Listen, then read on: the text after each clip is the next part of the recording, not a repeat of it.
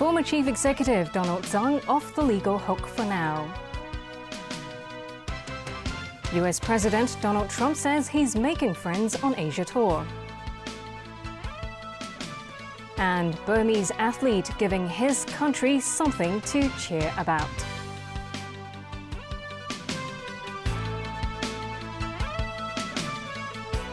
Hello, good evening.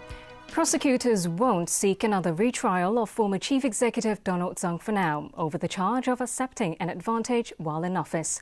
This after two juries failed to reach a majority verdict on two earlier occasions.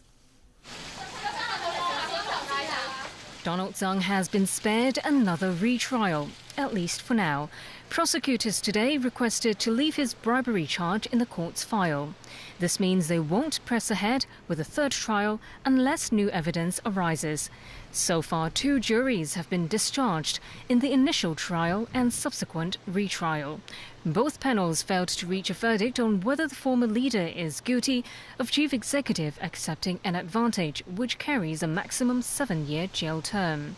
Donald Tsang is accused of being favorably disposed to a local broadcaster after he accepted the refurbishment and redecoration of a flat in Shenzhen worth as much as $3.8 million.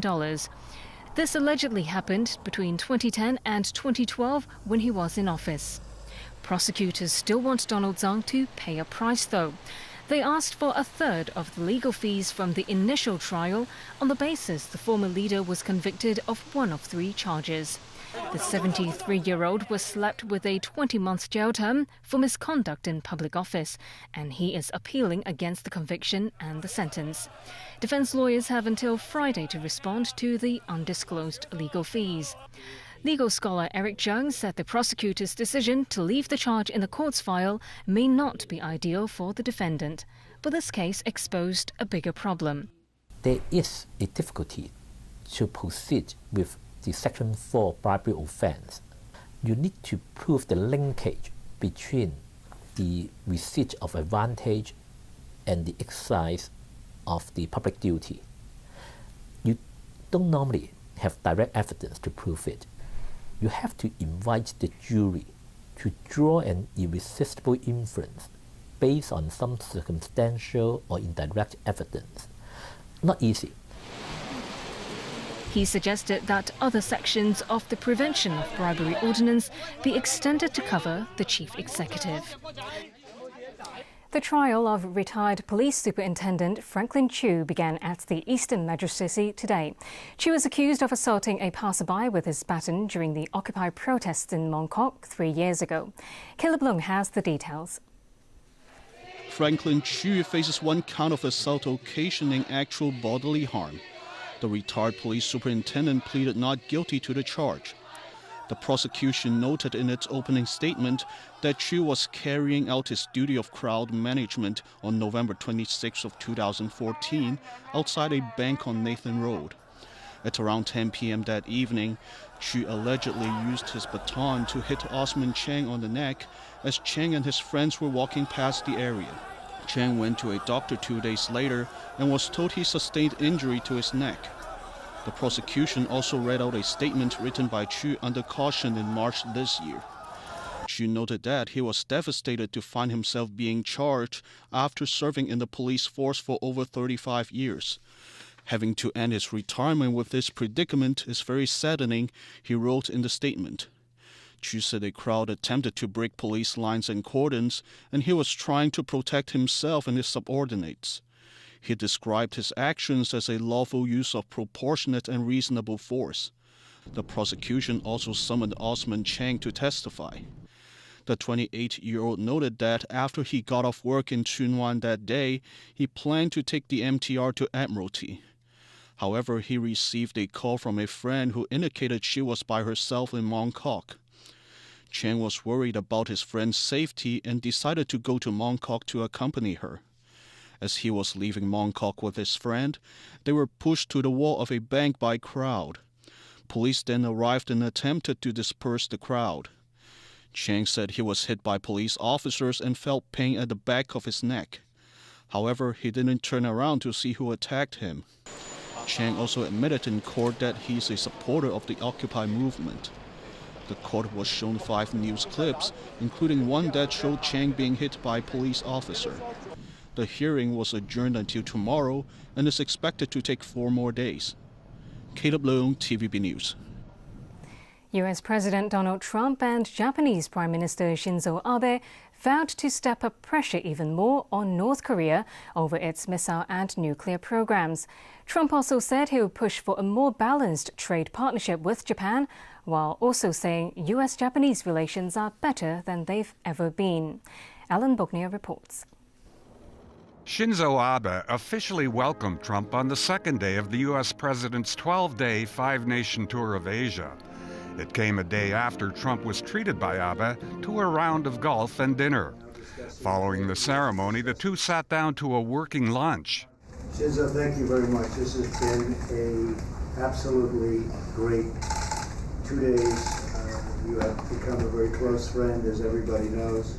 The North Korean situation was the main topic of discussion, but they also talked about trade and military ties.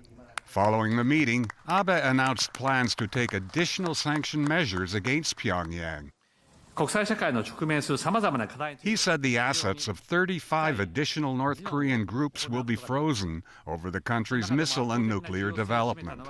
Both leaders agreed that China needs to do more to exert its influence over Pyongyang.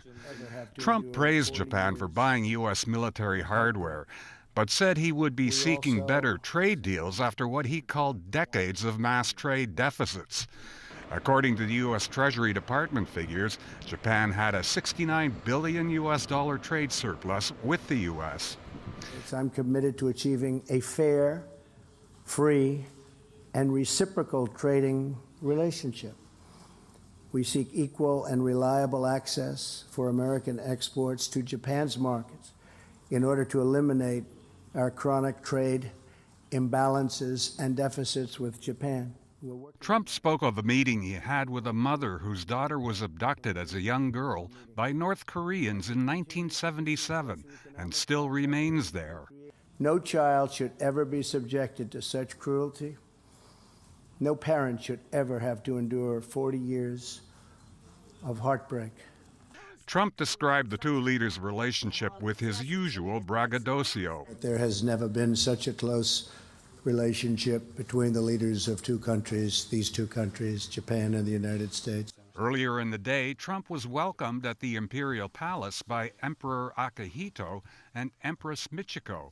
Trump's next stop is South Korea. Alan Buknia, TVB News. To America and what is now considered the deadliest mass shooting inside a church.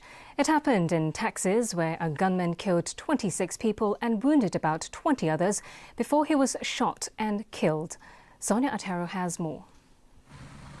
Witnesses saw 26-year-old Devin Patrick Kelly walk towards the First Baptist Church in Sutherland Springs, armed with an assault rifle and clad in black tactical gear. First, he attacked the tiny white steepled church from outside. He then moved his reign of terror inside. The suspect crossed the street to the church, exited his vehicle, and began firing at the church. That suspect then moved to the right side of the church and continued to fire. That suspect entered the church and continued to fire. Inside, the bloody rampage took the lives of worshipers as young as 5 and as old as 72.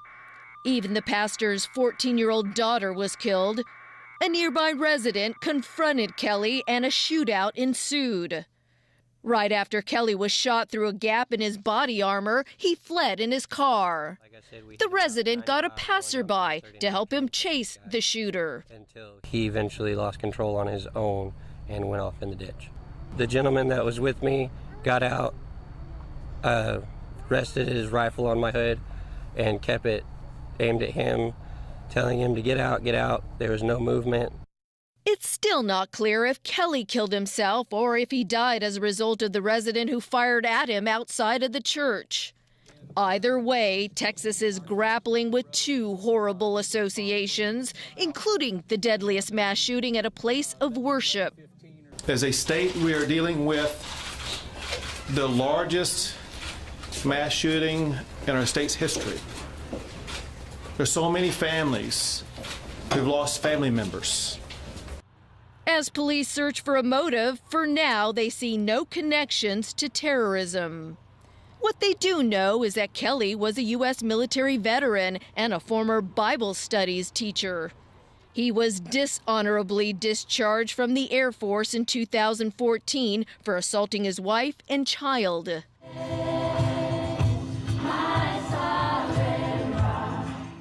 A vigil was held for the victims who contributed greatly to the church.